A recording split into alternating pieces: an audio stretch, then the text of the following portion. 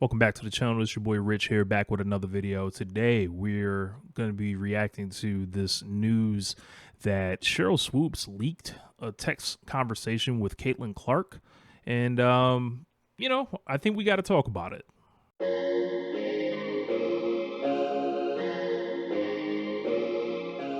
Now, I appreciate you guys that tapped into a lot of the other videos where we were talking about the games over the weekend with the Sky and the Wings taking on the Indiana Fever.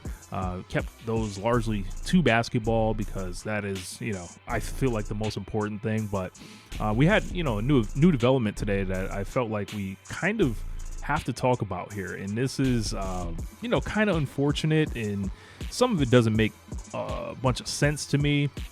And of course, there was over the weekend, the Fever took on the Dallas Wings. The Dallas Wings normally keep Sheryl Swoopes as one of their home announcers for the game, like the commentary. And many of you are aware of the situation where she was pulled from the broadcast. She was replaced by Nancy Lieberman. I believe it was by the league itself. And, the whole thing, stemmed from her going silent when her play-by-play partner mentioned Caitlin Clark the previous week. From there, let's get into what Nancy Lieberman had to say about Caitlin Clark. When I walked in here before the game, there were just hundreds of fans lined up. Oh, yeah. What Caitlin Clark has done for the game is generational, and I just...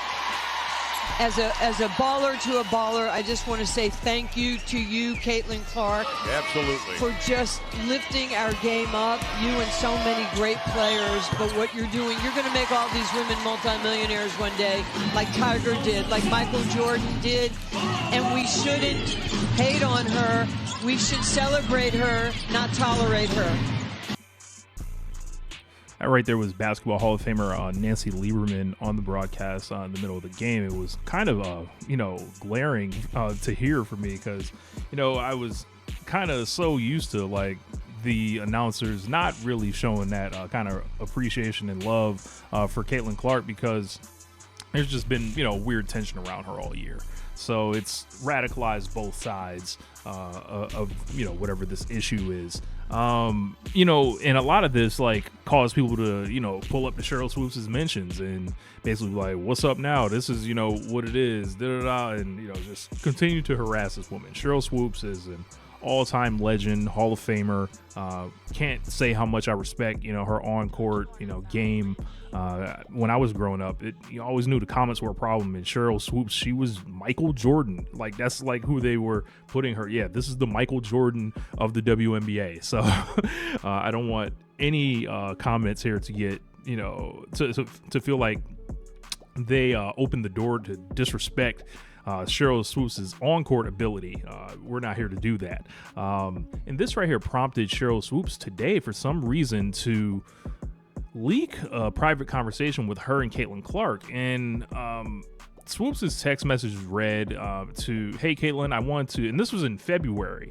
So I don't know, when, what prompted this, if they've had any additional conversations about this, if she's trying to completely absolve herself as some kind of hater. My question is, well, actually, let's get to the comments first. This is February 5th. So this was, probably like around the time where she was on Gil's Arena.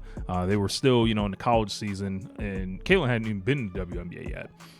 And of course, we saw the awkward interview between them in the one preseason game that the Fever played.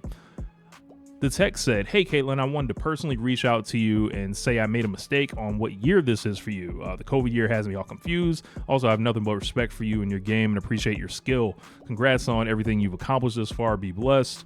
And that was in January, where she had the appearance on Gil's Arena. Caitlin responded, "No worries at all. I appreciate you reaching out and there's no hard feelings. I appreciate all you have done for women's basketball and inspiring girls like me and building the foundation and platform we have today." And then Swoopes replied, "You're very welcome. I appreciate you and your game. You're taking it to a whole new level. Keep being great. Have a blessed night." Swoopes responded. So I think people will use this as a point to prove like Sheryl has no issue with her.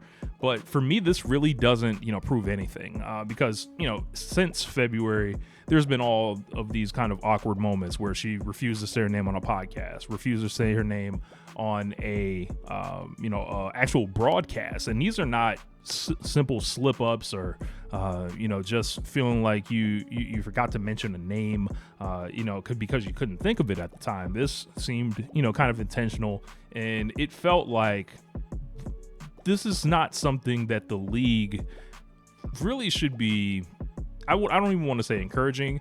They should not be watching it happen without action. And action was taken on Sunday. For her to put the conversation out does not change much, I think, in the eyes of the people who feel that she's treated Caitlyn unfairly. I think, this allows you to dig in on whatever side you're on this. I don't know if I would have done that because it just invites more questions. And also it, puts into question your credibility if you're going to leak something to make yourself look good or not. And, should anybody else have a conversation with you? Do they have to worry about what they said to you, popping up on the timeline? These are just things to think about or ask, as far as should how should the rest of the league feel about this? And how should the fans feel about this? I go back to the third game between the Sky and the Fever where Swoops was in the building. And I believe that was a game that the Sky won. And Sheryl was already, facing a lot of heat then. And then her and Angel Reese hugged pretty, it was pretty intense. Like the joke at the time I had was like she was hugging Angel Reese like Angel Reese returned home from the army, essentially. Like she was sitting there just like, thank you for saving me, because like I think, the wolves were already on Sheryl then. But since then, I think the Caitlyn's plays picked up even more. So people were like, hey, how about like, do you want to like amend some of these comments that you made previously? Do you want to have a chance to say anything positive about her? Because I think that's what people are looking for. They're not looking for a private text message conversation between the two, between Sheryl and Caitlyn.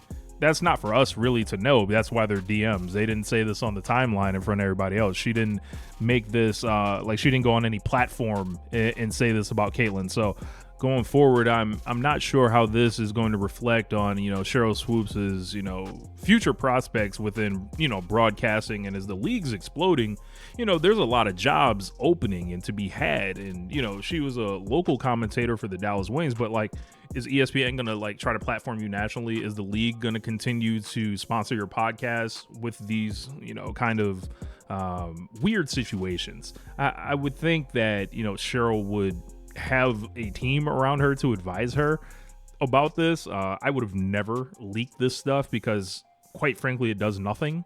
And I think that if you're Caitlyn and you're looking at this, I think you trust Sheryl Swoopes even less, like at this point, because not only are her public comments looking crazy, the private comments that she shared with you, she used those largely to try to get the heat off of herself. I don't know. If you're Caitlyn, Caitlyn tends to remain above the fray in most of these situations. She no-sells a lot of this stuff, very media trained, and largely unexciting. Like you're not going to catch her slipping. I think the best thing she can do is, continue to play the game, that she loves, continue to move the Indiana Fever up the standings, and whatever the situation is going to be, it's not over because Swoopes still has a voice around the game, and she's only going to not be able to not say Caitlin Clark's name, for so long. What happens when, Caitlin Clark and Indiana Fever upset someone in the first round? What happens if they shock the world and make like the WNBA finals or something? At that point, it's just going to, it's all going to come back around again. And it's going to be a situation where it's like, all right, Sheryl, are you going to commit to do the job or be the legend that, we think you are, or are you going to be a hater? and only Sheryl Swoopes has that answer. So, you know, I hope whatever happens between them, you know, the tensions de-escalate, and I'd like to see eventually Sheryl Swoopes come around and cover her fairly. I don't think people are asking Sheryl Swoopes to kiss the ground she's walking on. It's like, hey, can you like cover this, you know, once in a lifetime athlete, you know, fairly? Maybe consider it. I don't know. What do you guys think, you know, of Sheryl putting these texts out? I'd love to hear your opinions in the comments. I've had so many people reaching out and leaving comments on the other videos, you know, we've made about the Indiana Fever and Caitlin Clark, and, you know, the game where Kelsey Mitchell went crazy. Love being in this space, and hopefully you guys can tell. So, you know, what do you guys think about this? Anyway, my name is Rich Latta. Make sure that you are visiting the One Lifetime Worldwide site below in the store, following the page, leaving comments, liking the videos, helping us out here, and I'll holler at you guys next time. Peace.